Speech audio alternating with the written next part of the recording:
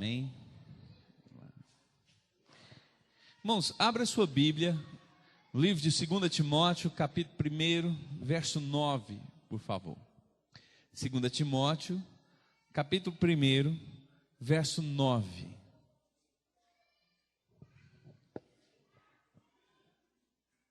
Lá no Novo Testamento, né, você vai achar 2 Timóteo.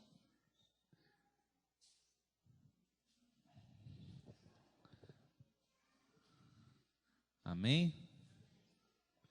Diz assim a palavra de Deus no livro de 2 Timóteo, capítulo 1, verso 9: que nos salvou e nos chamou com uma santa vocação. Diga, santa vocação. Não em virtude de suas obras, mas por causa da sua própria determinação e graça. Essa graça nos foi dada em Cristo Jesus desde os tempos eternos. Se nós fôssemos aqui fazer um resumo desse versículo, né, e trazer para a linguagem nossa, seria que Deus nos chamou com um propósito santo, de acordo com os seus planos. Diga comigo, Deus tem planos, não tem problemas, tem planos. Amém? Vamos de novo, Deus não tem problema, Ele tem planos. Amém. Irmãos, Deus tem um plano na vida de cada um, né? De cada ser humano, de cada um que está aqui nesta noite. Deus tem um plano, Ele tem uma carreira, Ele tem algo para você. Mas nós, né, na nossa cegueira, na nossa falta de santidade, na nossa falta de amor, falta de compromisso com Deus, muitas vezes nós atrasamos esses planos de Deus na nossa vida. E nós podemos até nos recusar a fazer parte dos planos de Deus, porque Ele nos dá essa liberdade. Deus não obriga ninguém a fazer nada, né? A força, na marra. A Bíblia diz, né? Não é pela força, é pelo Espírito Santo, né, que Deus trabalha. Você quer um exemplo?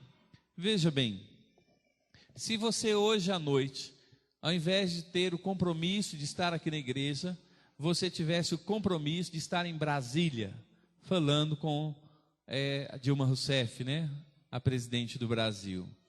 Irmãos, como é que seria o seu domingo, se você tivesse esse compromisso? Falar, não, hoje eu fui convidado pelo Itamaraty e eu tenho que estar 7 horas lá em Brasília, lá no Palácio do Planalto, para conversar com a presidente do Brasil. Me explica como é que seria o seu dia, que hora que você ia acordar, como é que você ia passar o dia inteiro, como é que seria seu café, seu almoço. Você se preocuparia com o horário, você se preocuparia com a roupa ou com o transporte? Esse dia seria um dia assim, que ia passar rápido, ou seria um dia entediante? Como é que seria esse dia? Ou você ia acordar ali pelas 10:30 da manhã, ia ficar ali meio sonolento, esticado no sofá, assistindo televisão, e achando ruim, porque exatamente no horário de você falar com a presidente ia ter um jogo, o seu time ia jogar. Como é que você ia chegar lá nesse palácio, lá em Brasília? Você ia chegar alegre, se sentindo importante? Como é que era o seu dia? Irmãos, apesar de Deus ter planos maravilhosos na nossa vida, para cada um que está aqui nesta noite, muitas vezes nós não reconhecemos esse Deus que tem os seus planos. E aí a gente vem para a igreja de qualquer jeito, a gente passa aquele dia assim, às vezes achando ruim que vai ter que ir na igreja, a gente às vezes até fica pensando, talvez hoje eu poderia matar, né, não ir na igreja. Irmãos, Deus é mais importante do que todos os reis da terra. Todos os presidentes e ministros juntos sequer pode chegar, né, a poeira, né, que está, né, na sandália de Jesus, né, assim, falando uma linguagem humana.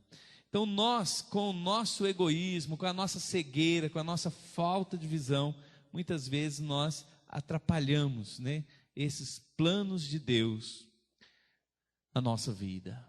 Um dia, né, eu quero trazer à sua memória aquele dia que você conheceu a Jesus, aquele dia que você permitiu que o Espírito Santo entrasse no seu coração, aquela alegria, né, aquela empolgação que você tinha a ir para a igreja, e nem se o presidente da república te chamasse, você não ia querer, você ia querer estar na igreja, e quando você chegava na igreja, você chegava glorificando a Deus, e você chegava orando, e muitos até já chegam, já vai ajoelhando e orando, e agradecendo a Deus por estar na igreja.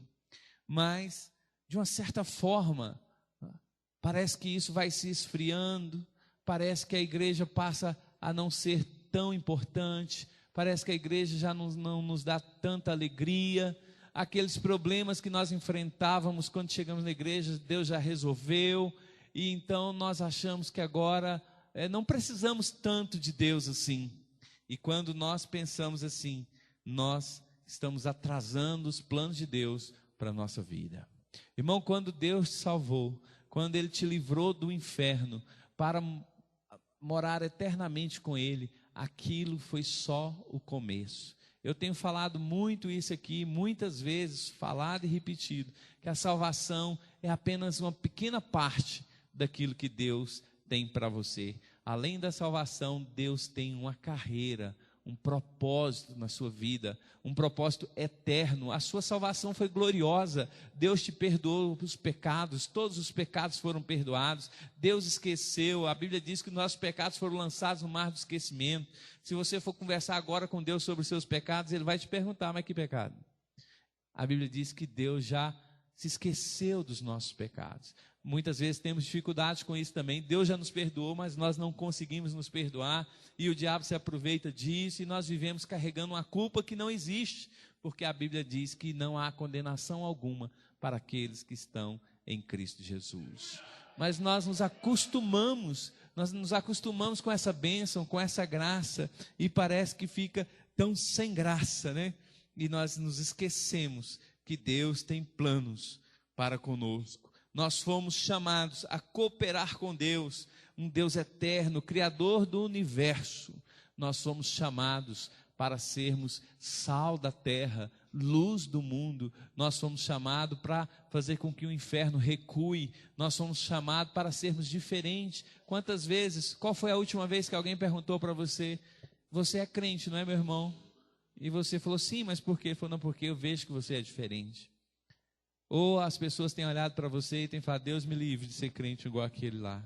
Nós precisamos conhecer os planos de Deus, precisamos conhecer o próprio Deus. Também tenho falado e repetido muito isso aqui, Deus é uma pessoa, Deus não é uma organização, Ele é uma pessoa que deseja ter relacionamento com você. Na sexta-feira passada, a pastora Elis, na escola de oração, ela usou o versículo que está lá em Daniel 11, capítulo 11, versículo 32, que diz que o povo que conhece a Deus se torna forte, resistente e ativo.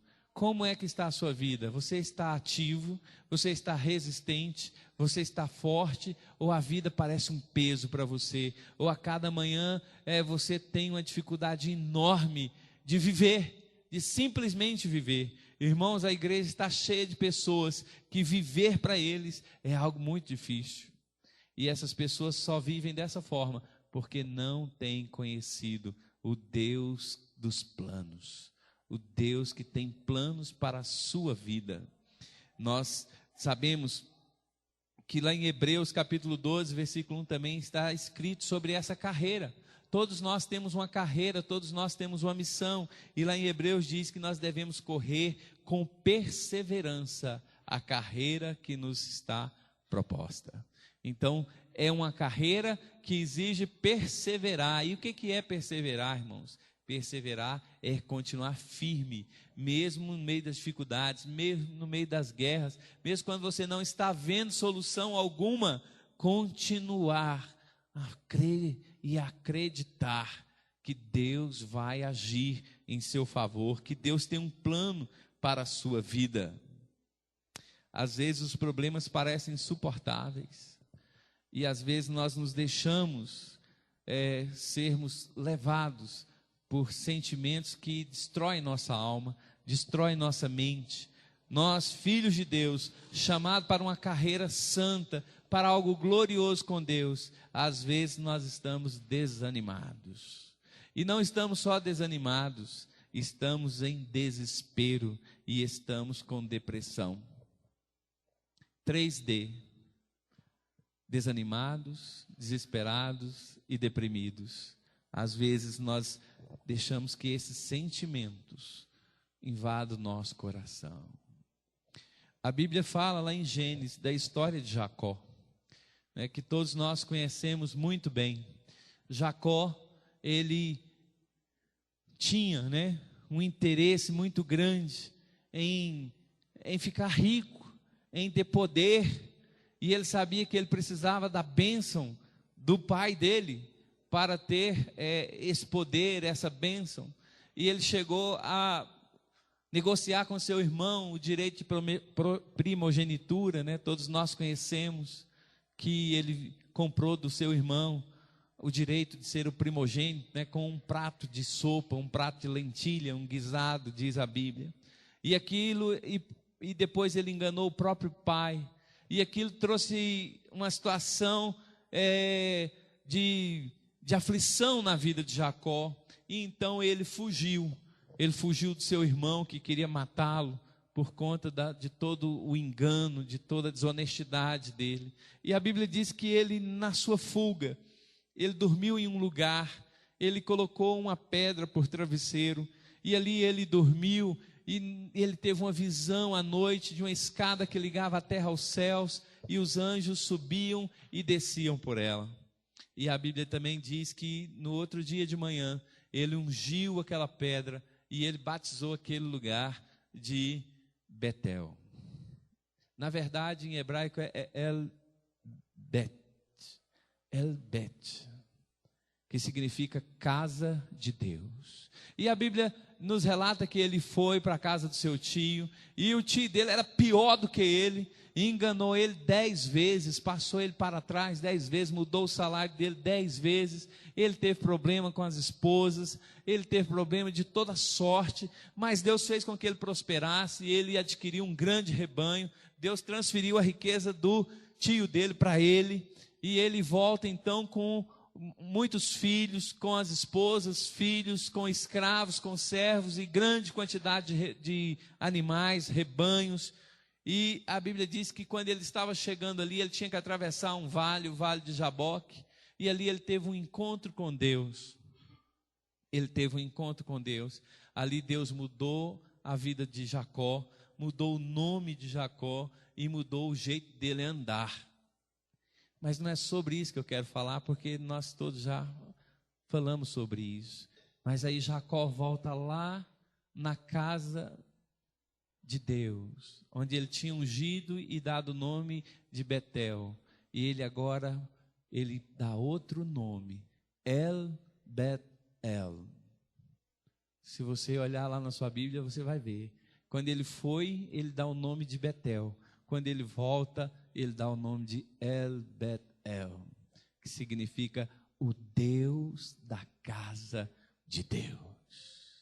Irmãos, uma coisa é você conhecer a casa de Deus, e muitos de nós conhecemos a casa de Deus, mas outra coisa é você conhecer o Deus da casa de Deus. Aí é diferente, e aí você vai ver os planos de Deus, o quanto esse Deus é importante para você, o quanto você precisa dele, o quanto a sua alma tem sede dele. Então você vai passar a ter um novo relacionamento com esse Deus, e você vai permitir que ele execute os seus planos na sua vida. El-Bet-El, o Deus da casa de Deus. E Jó, lá no capítulo 42, ele vai dizer: sei que Deus pode todas as coisas, e nenhum dos seus planos pode ser frustrado. Então, se você reconhece esse Deus da casa de Deus e permite que ele execute seus planos na sua vida, nenhum desses planos poderão ser frustrados. A única pessoa que pode impedir Deus de agir na sua vida é você mesmo, quando você se recusa a obedecer a Deus. A Bíblia diz lá em Marcos capítulo 10, versículo 46, também falei sobre isso aqui esses dias, que Jesus, quando curou o cego Bartimeu, aquele cego imediatamente passou a caminhar com Jesus. A Bíblia diz, ele passou a ter uma carreira. Era só um cego, era um pedidor de esmola, mas quando conheceu a Deus, passou a ter uma carreira a ser seguida. Deus teve planos na vida daquele homem. Quando Deus te conheceu, te tirou do pecado, te tirou da escuridão, te tirou do desespero, te salvou do inferno, Ele te salvou e Ele te deu uma carreira. E essa carreira precisa ser seguida com perseverança, com fé. Ainda que haja dificuldades, ainda que haja momentos que tudo parece difícil, ainda que haja momentos que você esteja desanimado, deprimido, desesperado. Há uma carreira, e uma carreira não é só um dia. Pode ser que algum dia você não consiga, mas a sua vida não se resume àquele dia. Você ainda tem o restante da sua vida para desenvolver a sua carreira. Quando você conhece o Deus da casa de Deus, você pode deixar Ele agir na sua vida e a sua carreira vai começar. Irmãos, e nessa carreira, Deus também nos ensina alguns princípios. Um dos princípios mais fortes que Deus nos ensina é que tudo que você plantar, você vai colher. Hoje você está colhendo exatamente o que você plantou no passado. Irmãos, isso é um princípio tão forte. O que o homem planta, ele colhe. E é tão forte, irmãos, que não tem quebra de safra. Porque às vezes os agricultores plantam e não colhem nada, porque a safra quebrou, não choveu, teve sol demais, teve problemas com pragas, mas espiritualmente não existe isso, irmãos. Aquilo que você plantar vai colher. Hoje você vive exatamente, você colhe exatamente o que plantou no passado. Agora, irmãos, mais importante do que saber isso, é você se perguntar, você está se alegrando com o que você está plantando hoje? Daqui a alguns meses, daqui a alguns anos, você vai colher o que você está plantando hoje. Você está garantindo que o que você planta hoje te trará felicidade no futuro? É você que planta, não é Deus. A Bíblia diz que Deus manda a chuva, mas é você que planta. É Ele zela pela sua palavra. Aquilo que você plantar, certamente colherá. E, irmãos, é tão forte isso, que você colhe até depois de morto. A Bíblia diz que a família de Davi foi abençoada muitas gerações depois, porque Deus amava a Davi. Você vai ver tanto na vida de Salomão, como dos reis que se seguiram em Judá, que Deus dizia por amor a Davi. O que você tem plantado em favor dos seus filhos? O que você tem plantado no coração dos seus filhos? Porque haverá uma colheita. Aquilo que você tem plantado vai germinar. E pode trazer grande destruição, ou pode trazer valores eternos, alegrias eternas. O que você tem plantado no coração dos seus filhos? Sabe o que a Bíblia diz? Salmo 126, aquele que semeia com lágrimas, com cantos de alegria colherão. Talvez hoje você está semeando com lágrimas, mas saiba que haverá uma colheita. E é a Bíblia, a palavra de Deus, o próprio Deus que garante que aquele que semeia a boa semente, ainda que chorando, colherá com alegria. A Bíblia diz mais, Aquele que sai chorando enquanto lança semente, voltará com cantos de alegria, trazendo seus feixes.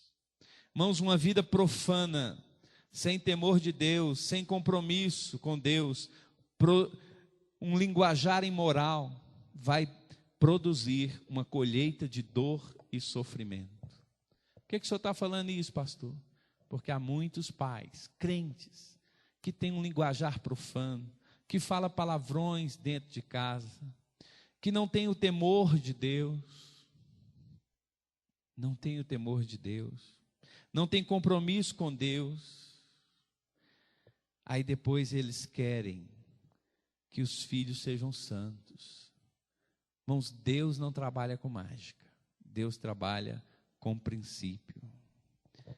Se você não plantar princípios bíblicos no coração dos seus filhos, depois não adianta você querer apertar um botãozinho mágico lá e seu filho ir com alegria para a igreja. Quando eles são pequenininhos, você ameaça, você bate, ele até vai. Mas isso não vai durar muito tempo.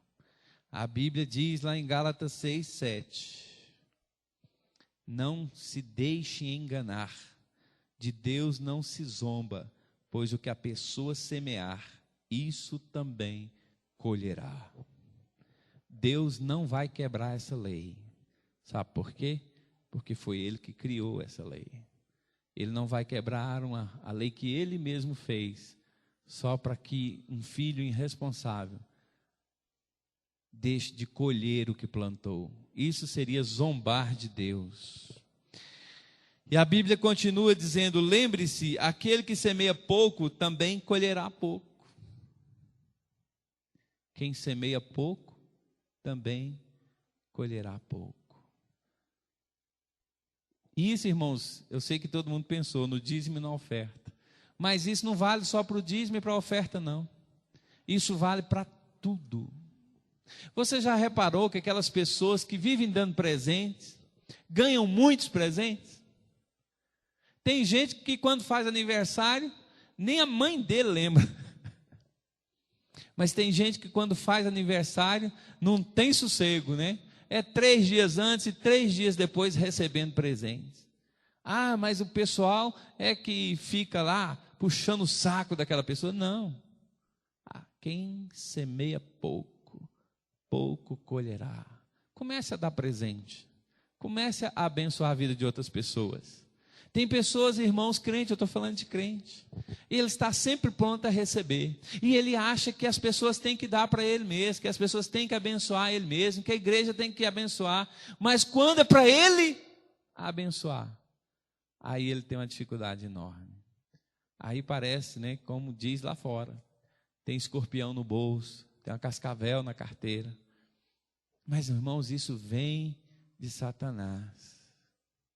Há pessoas crentes, irmão, não estou falando de ímpios, que são tão miseráveis, que ele nega até, às vezes, um prato de comida para uma pessoa. Ele recebe uma visita na casa dele, recebe mal. Ele não se esforça nem para um cafezinho, nem nada. Irmãos, até isso é semente que você planta. A Bíblia diz, ó, lance seu pão sobre a água, porque você não sabe o dia que ele vai voltar. Eu li uma história de uma missionária que os pais dela moravam numa fazenda nos Estados Unidos, numa região pobre. Era na época da depressão nos Estados Unidos, e o sítio deles, a terra não era muito boa, e passava uma rodovia na frente do sítio, e a estrada não era asfaltada, e era no começo do século, então os carros quebravam ali na frente da fazenda deles, e atolavam na época da chuva, e constantemente aquelas pessoas estavam ali pedindo ajuda, e aquela missionária, ela conta o testemunho dela, que ela ficava irritada com aquilo, porque ela viu o pai dela dar comida para aquelas pessoas que nem conhecia, comida que muitas vezes era deles. Ela conta até uma vez lá que o pai dela fritou 4 ovos, para ele e para o outro, para a pessoa que estava lá pedindo socorro ali, auxílio, e a pessoa comeu todos os 4. E o pai dela ficou sem. Ela conta que um dia estava fazendo frio, o pai dela tirou a blusa e deu para uma pessoa e ficou com um paletó todo rasgado. E ela questionava isso com seus pais.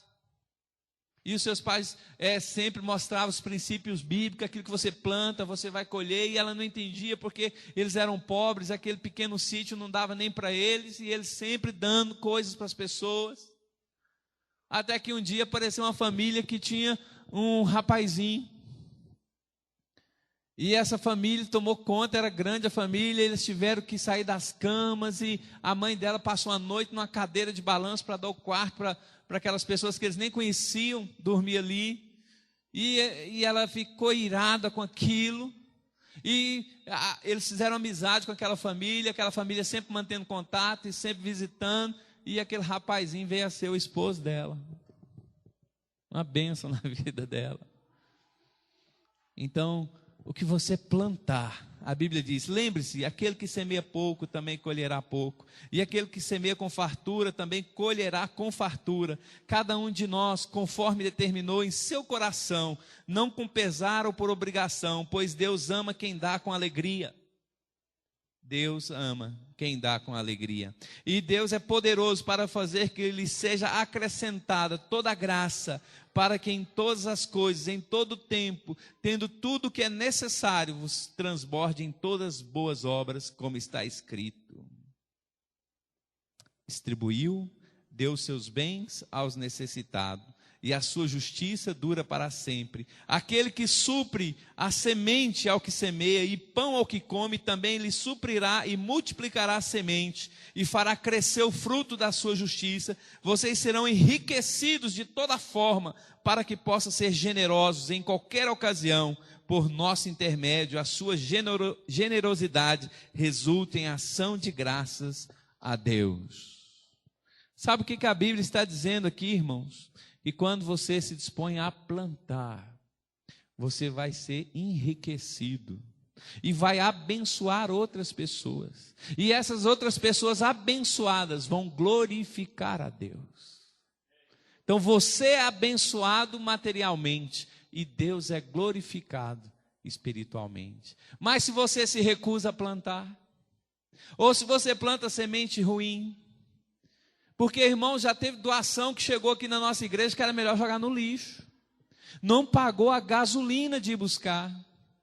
Muitas pessoas têm lixo em casa que quer doar para a igreja.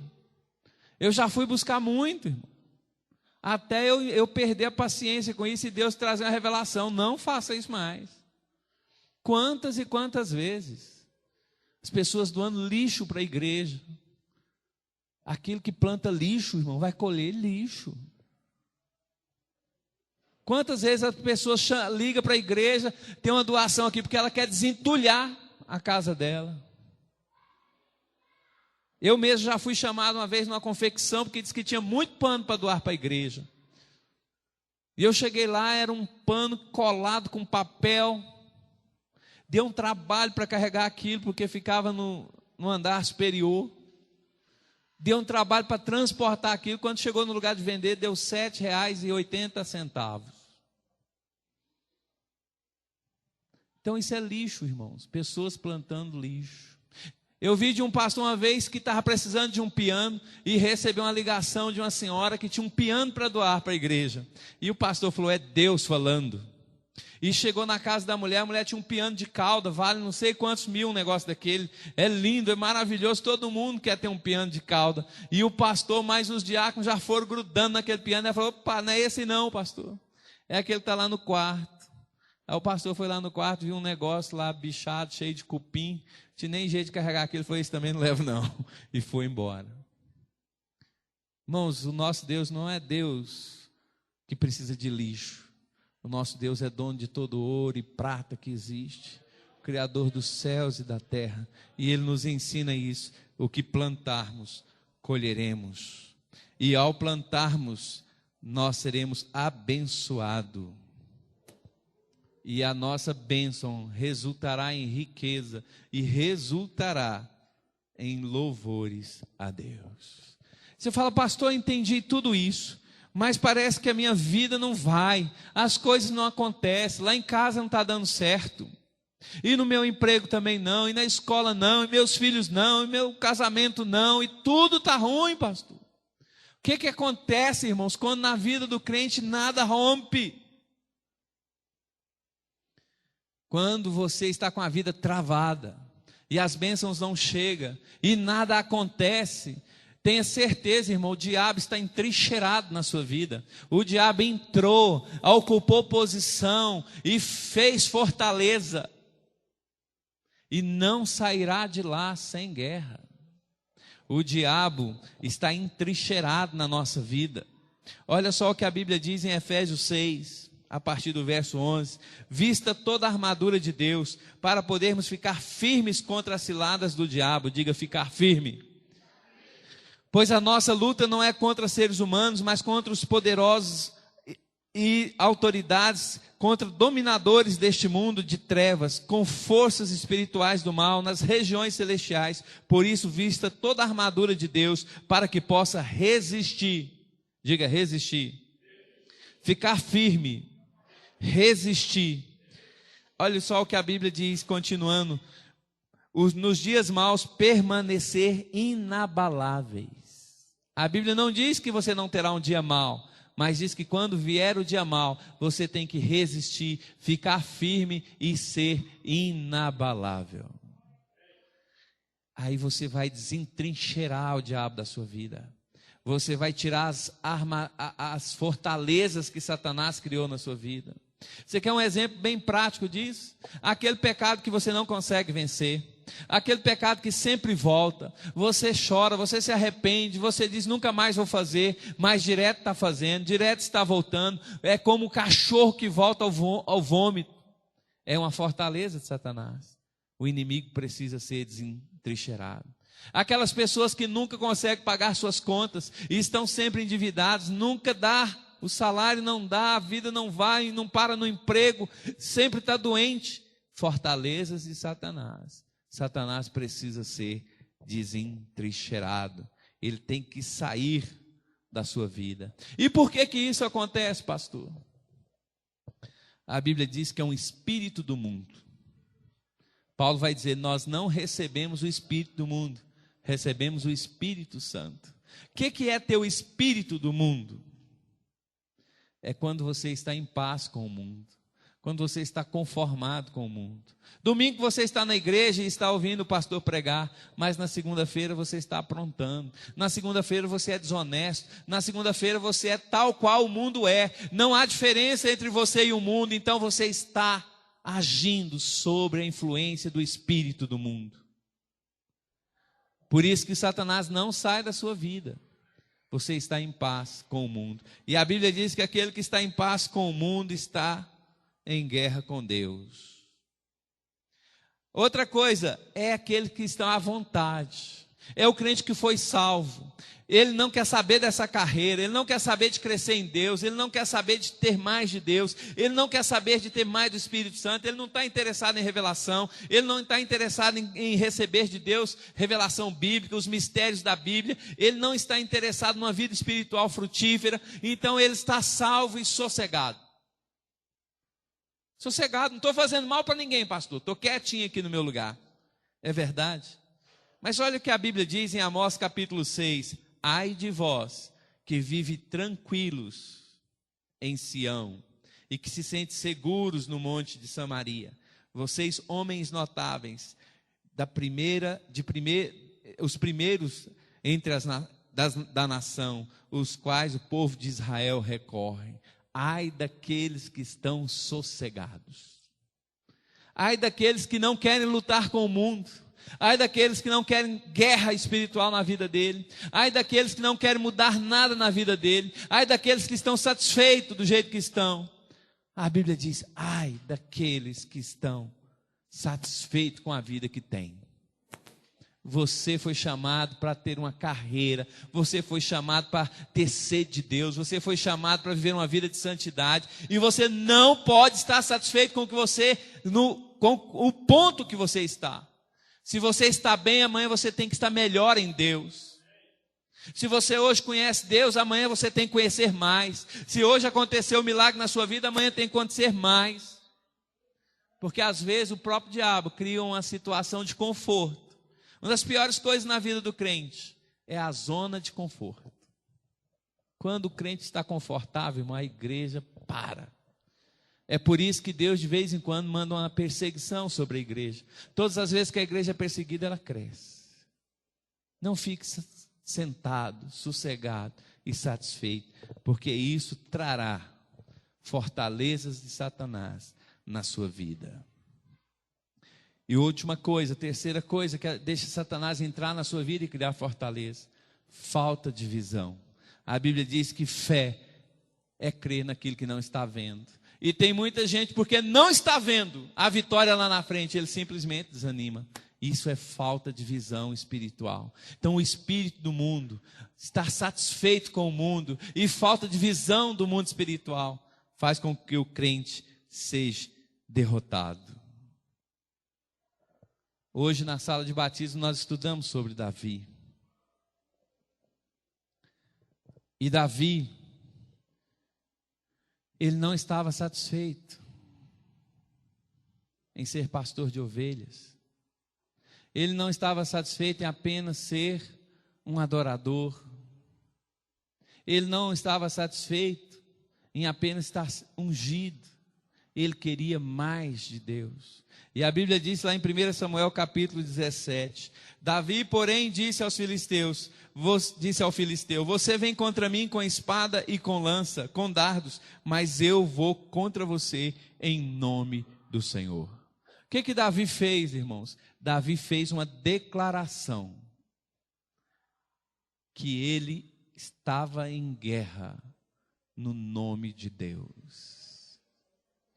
Uma declaração. Davi não tinha armas, Davi ainda não era rei, Davi ainda não era nada, era só um menino, rejeitado pela família. Ele diz: eu vou contra você, Golias, em nome de Jesus. Qual é o Golias que está na sua vida? Você precisa fazer uma declaração contra ele, falar: eu vou contra você. Eu vou contra você, enfermidade. Eu vou contra você, miséria. Eu vou contra você, pecado. Eu vou contra você, falta de compromisso. Eu vou contra você, falta de santidade. Eu não sei o que está na sua vida, mas é preciso fazer uma declaração contra ela. Eu vou contra você em nome do Deus do exército, do Senhor dos exércitos, do Deus vivo. Olha só o que Davi fala: hoje mesmo o Senhor o Senhor te entregará nas minhas mãos. Eu te matarei e cortarei a sua cabeça. Irmão, Davi não tinha espada, ia cortar a cabeça de Davi com o quê?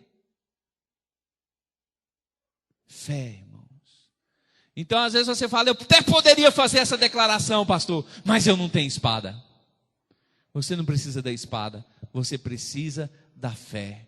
E se você ler lá, você vê que Davi matou Golias com a pedra, mas cortou a cabeça dele com a própria espada dele.